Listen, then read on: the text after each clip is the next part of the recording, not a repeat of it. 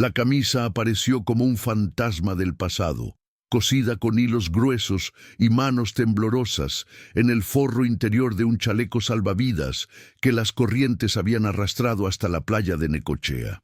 Era marzo de 1995, y el pescador que la encontró reconoció inmediatamente los colores: azul marino con rayas blancas, el mismo patrón que había visto partir 20 años atrás en el cuerpo de un muchacho que nunca regresó. El capitán Raúl Mendoza recibió la llamada un martes por la tarde, mientras reparaba redes en su taller del puerto. La voz al otro lado de la línea era vacilante, cargada de una incertidumbre que había aprendido a reconocer después de décadas navegando. «Capitán, es sobre el chico mudo. Encontramos algo. 20 años. 20 años desde que el Estrella del Sur había zarpado de Puerto Deseado con destino a Mar del Plata, llevando una carga de lana y pescado y un pasajero inesperado, Lucas Herrera, de 15 años, mudo desde los 3, por una fiebre alta que le había robado las palabras, pero no la capacidad de comunicarse con gestos precisos y miradas que hablaban más que cualquier voz. El muchacho había abordado el barco acompañando a su tío Esteban, un marinero veterano que había prometido a su hermana mostrarle el mar antes de que el chico cumpliera 16 y tuviera que decidir su futuro. Era 1975 y Argentina vivía tiempos convulsos, pero en los puertos patagónicos la vida seguía su ritmo ancestral de mareas y vientos, ajeno a las turbulencias políticas que sacudían Buenos Aires. Lucas había causado una impresión inmediata en la tripulación del Estrella del Sur. No por su silencio, que todos respetaban instintivamente, sino por la forma en que observaba todo con una intensidad que incomodaba. Sus ojos oscuros seguían cada movimiento, cada gesto, cada conversación susurrada entre los marineros durante las guardias nocturnas. Llevaba siempre consigo un cuaderno de tapas gastadas donde dibujaba constantemente gaviotas, olas, rostros de la tripulación capturados en trazos seguros que revelaban un talento natural para capturar la esencia de las personas. El primer oficial, Santos Aguirre, había comentado el segundo día de navegación que el chico veía demasiado. No era una observación casual. Santos había notado cómo Lucas se apartaba cuando ciertos miembros de la tripulación se acercaban, cómo sus dibujos mostraban detalles que no debería haber podido percibir desde su posición en cubierta, cómo sus gestos se volvían más crispados cuando el contramaestre Miguel Ramos alzaba la voz. La travesía había comenzado sin incidentes. El Estrella del Sur era un carguero sólido, construido en los astilleros de Hamburgo en 1952 y comprado por la naviera argentina una década después. No era el barco más moderno de la flota, pero Mendoza lo conocía como la palma de su mano. Sus 30 metros de eslora albergaban una tripulación de 8 hombres experimentados, todos ellos con años de navegación en aguas del Atlántico Sur. El tiempo había sido favorable durante los primeros 3 días. Vientos de popa, mar calmo, visibilidad excelente. Lucas pasaba las horas en cubierta, protegido del sol por una gorra que le había prestado el cocinero, dibujando y observando. Su tío Esteban le había enseñado los nombres de las partes del barco usando señas que habían desarrollado entre ellos a lo largo de los años. Un lenguaje privado que incluía gestos para conceptos náuticos que otros mudos nunca habrían necesitado conocer. Pero el cuarto día, cuando el barco navegaba a 150 millas de la costa, algo cambió. Los marineros comenzaron a hablar en voz más baja, las miradas se volvieron esquivas, y Lucas percibió una tensión que no había estado presente antes. En su cuaderno, los dibujos de esa jornada mostraban rostros más angulosos, sombras más profundas, una atmósfera cargada de secretos que el muchacho capturaba con la precisión de alguien que había aprendido a leer el mundo sin depender de las palabras.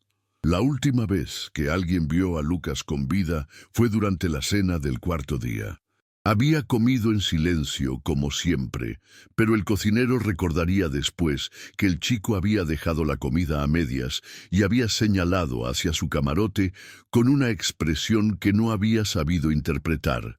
Cansancio, preocupación, miedo. 20 años después, esa pregunta seguía atormentando a los sobrevivientes de aquella travesía.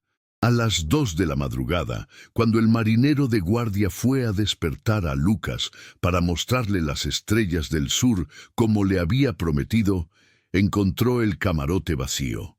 La cama estaba hecha, la ropa doblada con cuidado, el cuaderno de dibujos abierto sobre la pequeña mesa. La última imagen era un autorretrato. Lucas mirando directamente al espectador con una expresión que combinaba tristeza y determinación, como si hubiera sabido que esa sería su última obra. La búsqueda comenzó inmediatamente. Mendoza ordenó dar la vuelta y rastrear la zona, con focos encendidos y toda la tripulación encubierta gritando el nombre que Lucas nunca podría responder. Pero el mar nocturno se extendía infinito y negro en todas direcciones, tragándose los gritos y devolviendo solo el eco del viento entre las jarcias. Durante 6 horas peinaron las aguas. Al amanecer, cuando la luz permitió una búsqueda más sistemática, no encontraron rastro alguno. Ni un trozo de tela, ni un objeto personal, ni siquiera las tablas sueltas que suele dejar atrás una caída accidental al mar. Era como si Lucas Herrera hubiera simplemente desaparecido, evaporándose en la bruma marina sin dejar evidencia de su existencia. El protocolo exigía notificar inmediatamente a la prefectura naval, pero Mendoza tardó casi 1 hora en enviar el mensaje. Durante esos 60 minutos cruciales, la tripulación permaneció reunida en el comedor, hablando en voz baja, intercambiando miradas que ocultaban más de lo que revelaban. Cuando finalmente llegó la orden de regresar a puerto para la investigación, ya habían pasado 8 horas desde el descubrimiento de la desaparición. La investigación oficial duró exactamente 11 días. 11 días de interrogatorios que se repetían como mareas, siempre las mismas preguntas, siempre las mismas respuestas ensayadas. El inspector Velázquez, un hombre de rostro curtido por años de casos sin resolver en puertos patagónicos, había visto suficientes desapariciones en el mar como para saber cuándo la verdad se hundía más profundo que los cuerpos. Carmen Herrera llegó a Puerto Deseado en el primer tren después de recibir la noticia. Era una mujer pequeña, de manos callosas por años de trabajo en la fábrica textil, pero sus ojos tenían la misma intensidad que los de su hijo.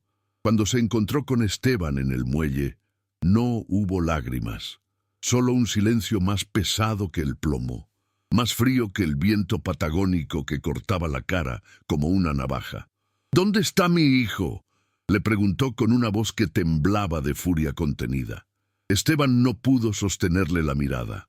Durante 20 años, esa pregunta lo perseguiría en cada amanecer, en cada atardecer, en cada momento de silencio cuando el ruido del puerto cesaba y solo quedaba el lamento de las gaviotas.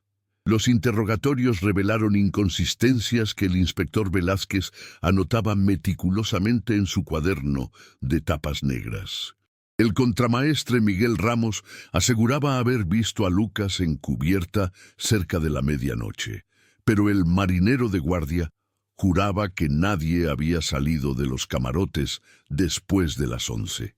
Santos Aguirre mencionaba haber escuchado ruidos extraños procedentes del camarote del muchacho alrededor de la 1, pero cuando se le preguntó por qué no había ido a verificar, su respuesta fue vaga, evasiva. El cuaderno de Lucas se convirtió en una pieza clave de la investigación. Las autoridades lo confiscaron y durante días un perito grafólogo estudió cada trazo, cada sombra, cada detalle de aquellos dibujos que parecían contener más verdad que todos los testimonios juntos.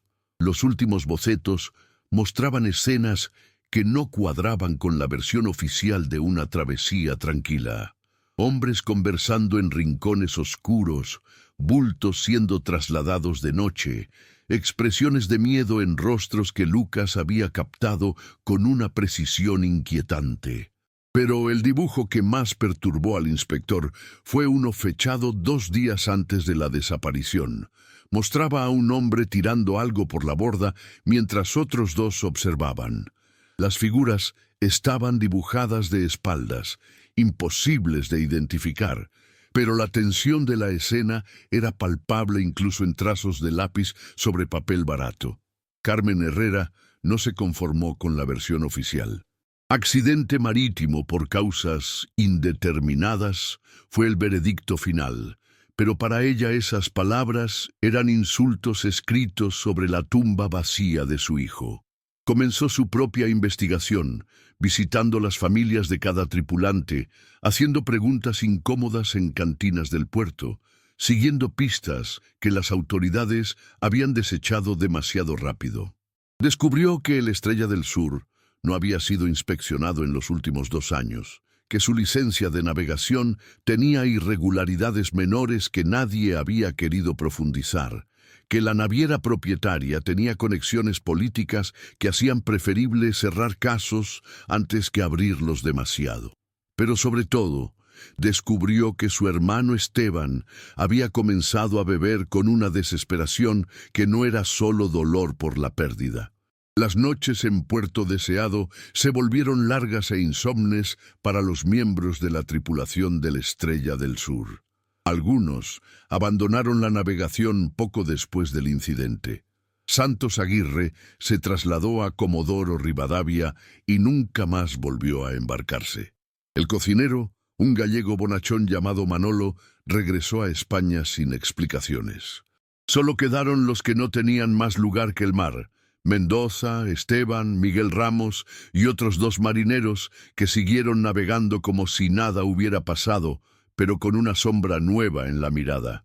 El Estrella del Sur continuó operando durante 3 años más. Mendoza siguió siendo su capitán, pero quienes lo conocían notaron cambios sutiles en su manera de comandar. Ya no permitía pasajeros civiles a bordo.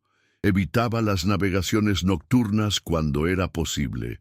Y durante las guardias silenciosas de madrugada, algunos marineros juraban haberlo visto contemplando las aguas con una expresión de culpa que las olas no podían lavar. En 1978, el barco encalló durante una tormenta cerca de Península Valdés. No hubo heridos, pero el casco sufrió daños que la naviera consideró demasiado costosos de reparar. El Estrella del Sur fue desguazado en un astillero de Bahía Blanca y con él desapareció el último vestigio físico de aquella travesía maldita. Pero los secretos, como los cadáveres en el mar, tienen la costumbre de flotar a la superficie cuando menos se los espera.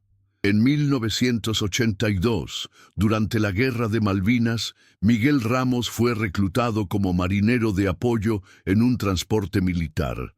Una noche, después de varios tragos de ginebra robada, le confesó a un compañero de servicio que había cosas que no podía olvidar, voces que lo perseguían, una camisa azul con rayas blancas que veía en sueños flotando en aguas negras. El compañero, un hombre práctico de Tucumán, le aconsejó que se confesara con el capellán del barco. Ramos se rió con amargura y respondió que había pecados que ni Dios perdonaba. 2 semanas después, Miguel Ramos fue encontrado ahorcado en su camarote. La nota que dejó tenía una sola línea: el chico mudo sabía demasiado. La noticia llegó a oídos de Carmen Herrera a través de una red informal de mujeres portuarias que se comunicaban noticias, rumores y sospechas, como quien pasa recetas de cocina. Para entonces, ya había gastado sus ahorros en detectives privados que no habían encontrado nada concreto, pero sí habían confirmado sus sospechas.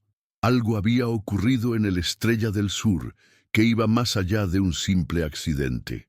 El suicidio de Ramos fue la primera grieta en el muro de silencio que rodeaba la desaparición de Lucas. Carmen intensificó su búsqueda, pero ahora con una nueva estrategia. En lugar de buscar la verdad, decidió crear las condiciones para que la verdad se buscara a sí misma. Comenzó a frecuentar los mismos bares que los ex-tripulantes, a hacerse visible en sus rutas cotidianas, a ser una presencia constante y silenciosa que les recordara que había preguntas sin respuesta. No dijo nada, no acusó a nadie, simplemente existía, como una sombra maternal que se materializaba en los momentos más inesperados. En el mercado, cuando Esteban compraba verduras, en la iglesia cuando Santos Aguirre visitaba Puerto Deseado para el funeral de su madre, en el muelle cuando Mendoza supervisaba la carga de un nuevo barco. Su presencia funcionó como un ácido lento que corroía las conciencias. Los hombres que habían logrado convencerse de que el pasado era pasado comenzaron a sentir la incomodidad de ser observados por alguien que nunca olvidaría, nunca perdonaría, nunca dejaría de buscar. Pero Carmen Herrera envejeció esperando respuestas que no llegaban. Los años 80 pasaron lentos, marcados por crisis económicas, cambios políticos y la progresiva desaparición de los protagonistas de aquella historia. Algunos murieron, otros se fueron del pueblo, unos pocos permanecieron pero sumidos en silencios cada vez más profundos. En 1989, 14 años después de la desaparición de Lucas, Carmen sufrió un infarto mientras bordaba en su casa de la calle San Martín. La encontraron 3 días después, con el bastidor aún en las manos y una sonrisa extraña en los labios. Sobre la mesa había un sobre cerrado dirigido a quien encuentre la verdad. Dentro, una sola frase escrita con letra temblorosa: «Mi hijo me está esperando en el mar». El funeral de Carmen Herrera fue multitudinario. Toda la comunidad de Puerto Deseado se volcó a despedir a la mujer que había convertido la búsqueda de su hijo en una causa propia. Pero entre los dolientes había rostros que sudaban frío a pesar del viento patagónico, hombres que evitaban mirarse entre ellos, veteranos del mar que parecían estar viendo fantasmas entre las coronas de flores. Esteban Herrera no pudo soportar el peso de ver descender el ataúd de su hermana. A mitad de la ceremonia se apartó del grupo y caminó hasta el muelle, donde se sentó en un boyardo oxidado y lloró por primera vez en 14 años. Sus lágrimas no eran solo por Carmen, sino por Lucas, por sí mismo, por todos los secretos que había cargado como piedras en el estómago durante tanto tiempo. Esa noche, borracho de dolor y vino tinto, Esteban comenzó a hablar. No con palabras coherentes, sino con susurros fragmentados, confesiones a medias, nombres pronunciados entre hipos y maldiciones. El cantinero del bar, el ancla, un hombre discreto que había escuchado miles de secretos sin repetir ninguno, esa vez sintió que lo que estaba oyendo era demasiado grande para su silencio. Pero antes de que Esteban pudiera completar su confesión, se desplomó sobre la barra. El médico que lo examinó dictaminó un coma etílico severo complicado por una hemorragia cerebral. Esteban Herrera permaneció 3 semanas en estado vegetativo antes de morir sin haber recuperado la conciencia, llevándose consigo los últimos fragmentos coherentes de lo que realmente había ocurrido en el Estrella del Sur.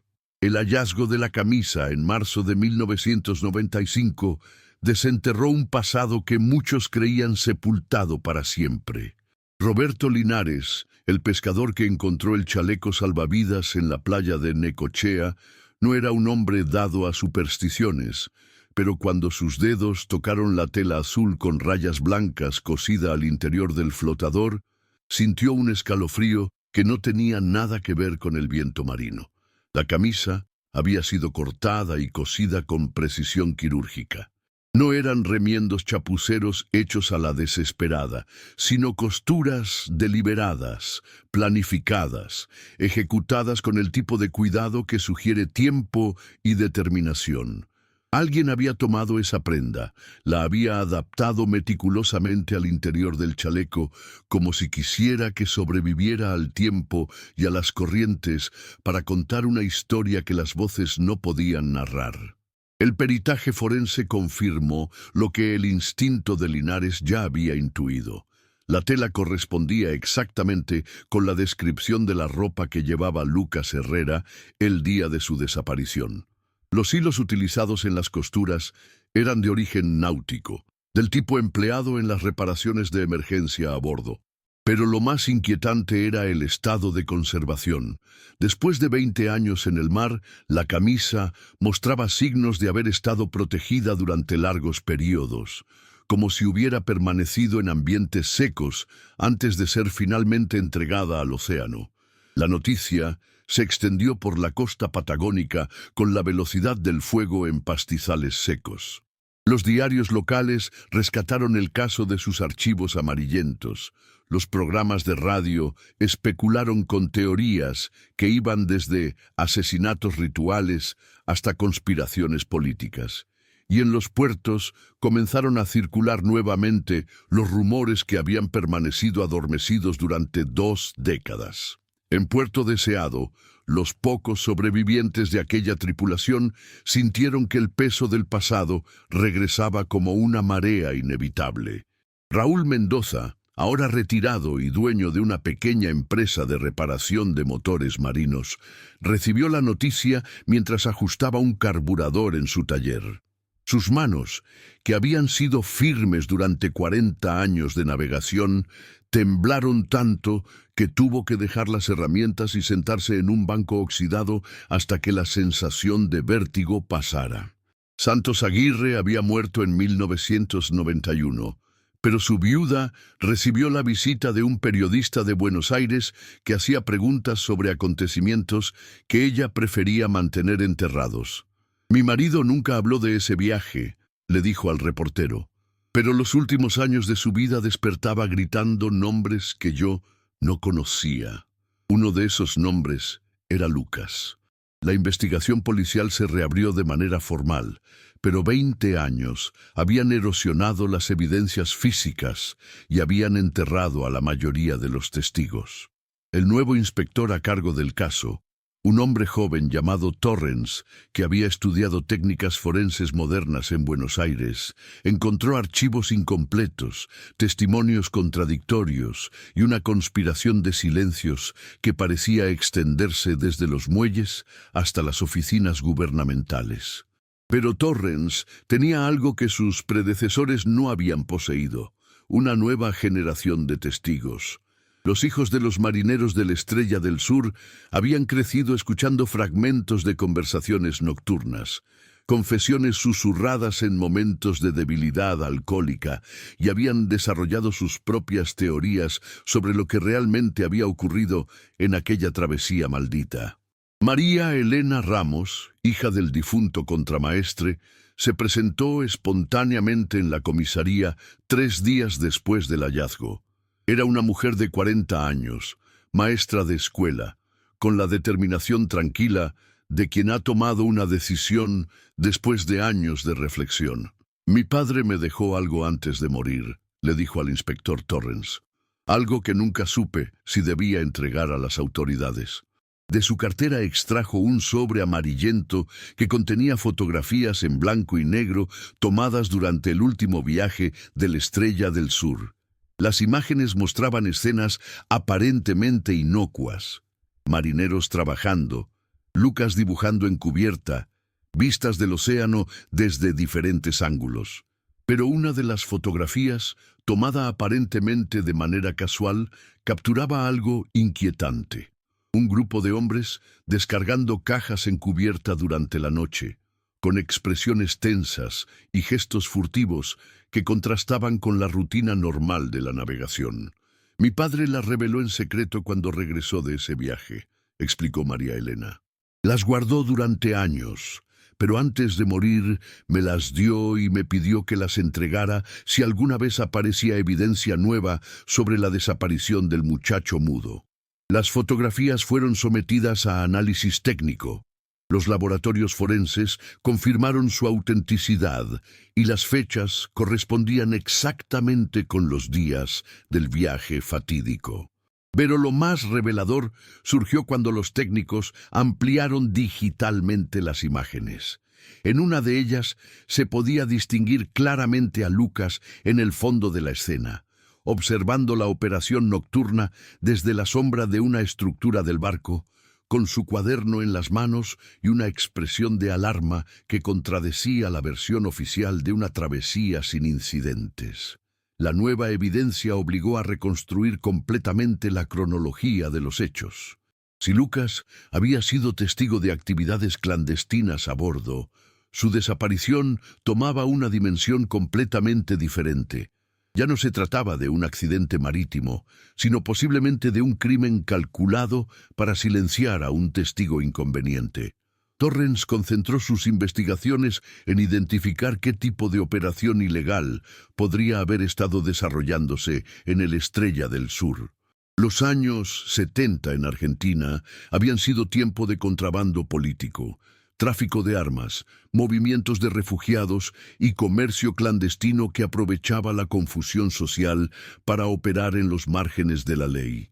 Las rutas marítimas patagónicas eran especialmente vulnerables a este tipo de actividades debido a la vastedad del territorio y la escasez de controles efectivos. El análisis de los registros aduaneros del puerto reveló inconsistencias en el manifiesto de carga de la Estrella del Sur.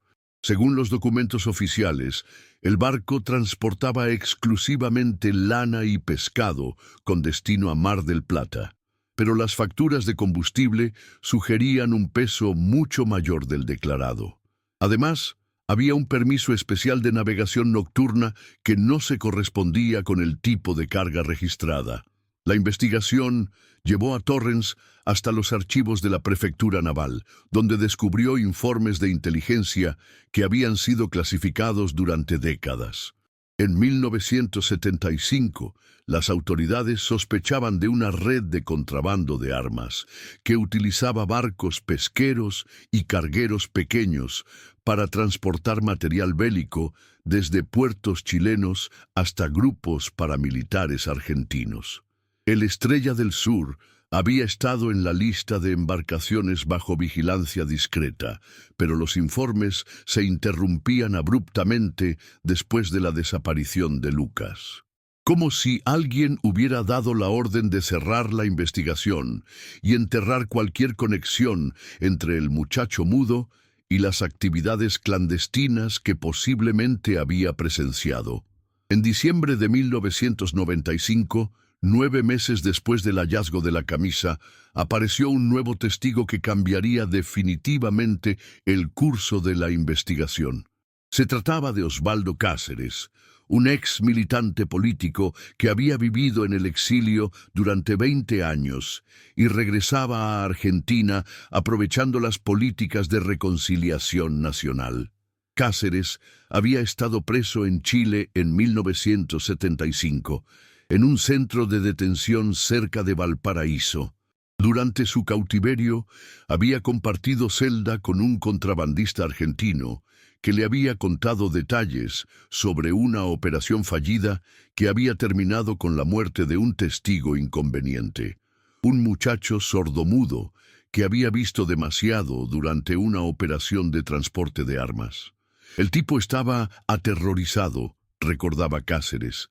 Decía que habían tenido que deshacerse del chico porque había dibujado todo en un cuaderno, que era mudo pero no ciego, y que sus dibujos eran como fotografías que podían incriminar a toda la red. Según el testimonio del contrabandista chileno, Lucas no había caído accidentalmente al mar. Había sido eliminado durante la navegación, y su cuerpo había sido arrojado a las aguas con pesos para asegurar que nunca flotara. Pero alguien de la tripulación, posiblemente movido por la culpa o el miedo, había conservado la camisa del muchacho como evidencia o talismán, manteniéndola oculta durante décadas antes de coserla finalmente en el chaleco salvavidas y entregarla al océano. La confesión indirecta confirmaba las sospechas de Torrens, pero también planteaba nuevas preguntas inquietantes. ¿Quién había conservado la camisa durante 20 años? ¿Por qué había decidido revelarla precisamente en 1995? ¿Y por qué elegir un método tan elaborado y simbólico como coser la prenda en un chaleco salvavidas? Las respuestas, como las corrientes marinas que habían arrastrado el chaleco hasta la playa de Necochea, provenían de profundidades que tardarían años en explorarse completamente. Pero una cosa era clara: el mar había comenzado a devolver sus secretos, y la verdad sobre Lucas Herrera emergía lentamente de las aguas como un cadáver que se niega a permanecer hundido. El último secreto de la Estrella del Sur se reveló en el lugar más inesperado: el desván de una casa de Comodoro Rivadavia, entre trastos olvidados y fotografías descoloridas que nadie había mirado en décadas. La viuda de Santos Aguirre había decidido vender la propiedad en 1996, y mientras los compradores revisaban la estructura del edificio, encontraron una caja metálica escondida bajo las vigas del techo.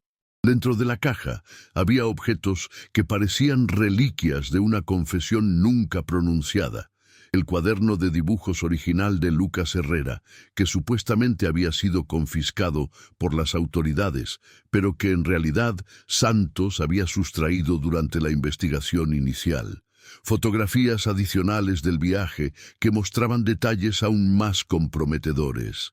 Y una carta manuscrita fechada en 1989, el mismo año de la muerte de Carmen Herrera, donde Santos detallaba su versión completa de los acontecimientos. La carta comenzaba con una frase que resumía 2 décadas de tormento. He vivido 20 años con el fantasma de un muchacho que sabía dibujar la verdad mejor que nosotros sabíamos mentir. Según el testimonio póstumo de Santos Aguirre, el Estrella del Sur había sido reclutado por una célula de contrabandistas que movía armas desde Chile hacia grupos paramilitares argentinos. La operación se realizaba en alta mar, mediante transferencias nocturnas desde embarcaciones pesqueras chilenas que se hacían pasar por barcos en dificultades. Lucas había presenciado una de estas transferencias durante la segunda noche del viaje, y sus dibujos posteriores habían capturado no solo la mecánica de la operación, sino también los rostros de los participantes con una precisión fotográfica. El chico no entendía lo que estaba viendo, escribía Santos, pero dibujaba todo con esa meticulosidad que tenía para los detalles. Cuando vimos sus bocetos, nos dimos cuenta de que había creado, sin saberlo, un archivo visual completo de nuestra operación.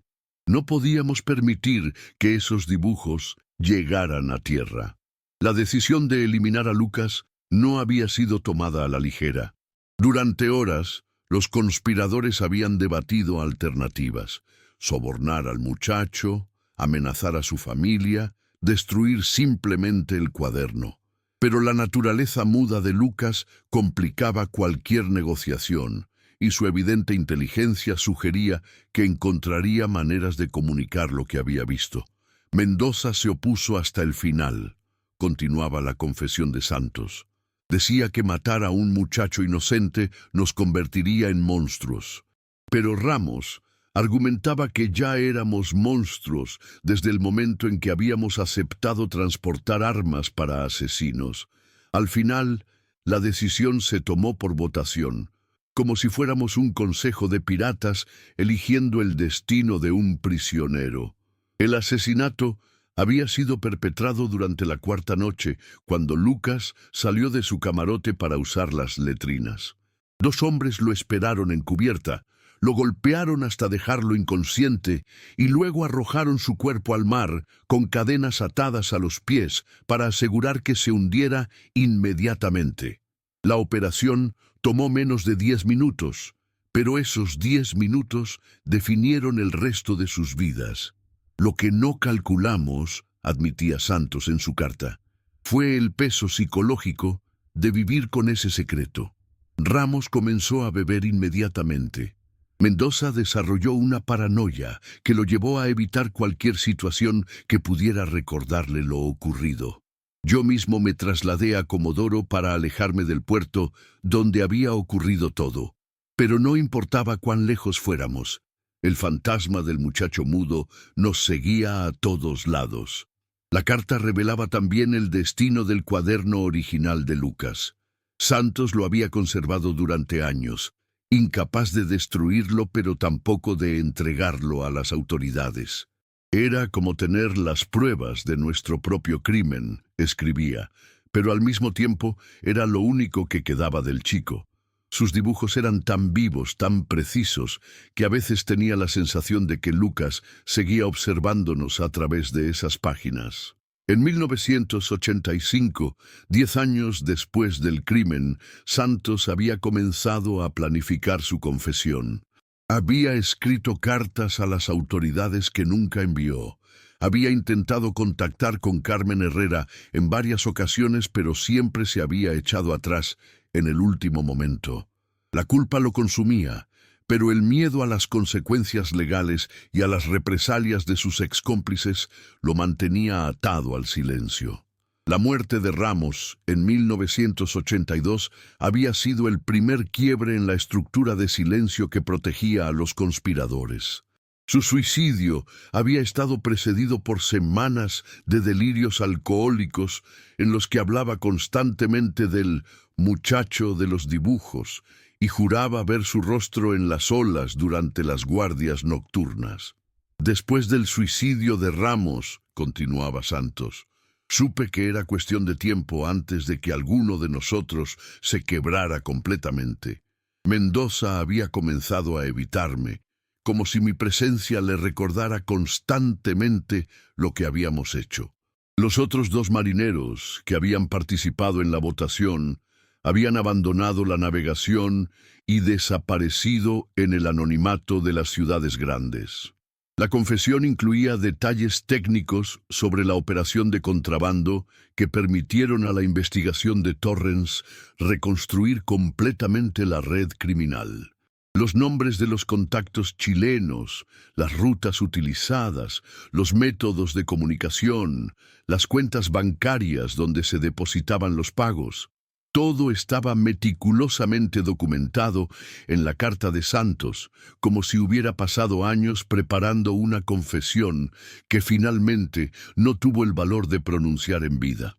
Pero el elemento más perturbador de la carta era su párrafo final, donde Santos explicaba su decisión de conservar la camisa de Lucas como una especie de reliquia macabra.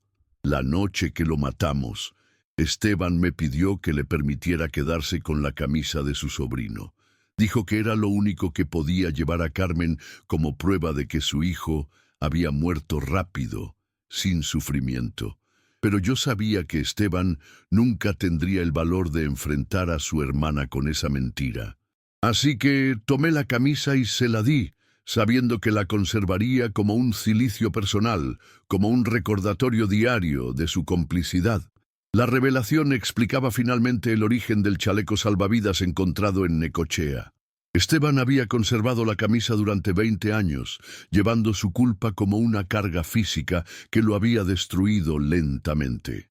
Antes de morir, en un último acto de expiación o venganza, había cosido la prenda en el interior de un chaleco salvavidas y lo había arrojado al mar, confiando en que las corrientes eventualmente llevarían la evidencia hasta alguien que pudiera interpretar su significado. El caso se cerró oficialmente en diciembre de 1996, 21 años después de la desaparición de Lucas Herrera. Los responsables directos habían muerto. La red de contrabando se había desarticulado décadas atrás y las posibilidades de procesar judicialmente a los pocos sobrevivientes eran prácticamente nulas debido al tiempo transcurrido y la falta de evidencias físicas suficientes. Pero para las familias involucradas, para la comunidad de Puerto Deseado, para todos aquellos que habían vivido 2 décadas preguntándose qué había ocurrido realmente con el muchacho mudo, la verdad tardía fue una forma de justicia que ningún tribunal podría haber proporcionado. Raúl Mendoza murió en 1997, 6 meses después de que se hiciera pública la confesión de Santos. Su familia aseguró que había sido un infarto, pero quienes lo conocían sabían que había muerto de algo más parecido a la vergüenza. Sus últimas palabras, según su hijo, fueron una disculpa dirigida a alguien que no estaba presente. Perdóname, Lucas. No quisimos convertirnos en monstruos, pero lo hicimos. El cuaderno original de dibujos de Lucas fue devuelto finalmente a Puerto Deseado, donde se exhibe en el pequeño museo marítimo local. Los visitantes pueden ver esas páginas donde un adolescente mudo capturó con lápiz y papel los últimos días de su vida, documentando sin saberlo la conspiración que lo llevaría a la muerte. Los dibujos hablan con una elocuencia que las palabras nunca habrían podido alcanzar. En cada trazo se percibe la inteligencia observadora de Lucas, su capacidad para ver más allá de las apariencias, su talento para capturar la esencia moral de las situaciones que presenciaba. Es imposible mirar esos bocetos sin preguntarse qué habría llegado a ser aquel muchacho si hubiera tenido la oportunidad de crecer. El mar, frente a Puerto Deseado, sigue siendo el mismo. Vasto, indiferente, guardián de secretos que solo revela cuando las corrientes y los tiempos están maduros. Pero ahora los pescadores que salen al amanecer y regresan al atardecer saben que esas aguas contienen algo más que peces y algas. Contienen la historia de Lucas Herrera, el muchacho mudo que dibujaba la verdad en un mundo de mentiras y cuya camisa regresó 20 años después para recordarnos que algunos silencios son más elocuentes que todas las palabras. ¿Alguna vez te has preguntado cuántos secretos permanecen ocultos en las profundidades del océano? La historia de Lucas Herrera nos recuerda que la verdad, como las corrientes marinas, siempre encuentra una manera de emerger a la superficie. Si esta investigación te ha intrigado, no olvides suscribirte al canal para más casos reales que desafían nuestra comprensión de la justicia y el tiempo. Dale me gusta a este video si crees que algunas historias merecen ser contadas, sin importar cuántos años hayan pasado. Comenta qué otros misterios marítimos te gustaría que investiguemos y recuerda, en el mar, como en la vida, nunca sabemos qué secretos pueden emerger con la próxima marea. Gracias por acompañarnos en este viaje a través de las aguas turbias de la memoria y la verdad.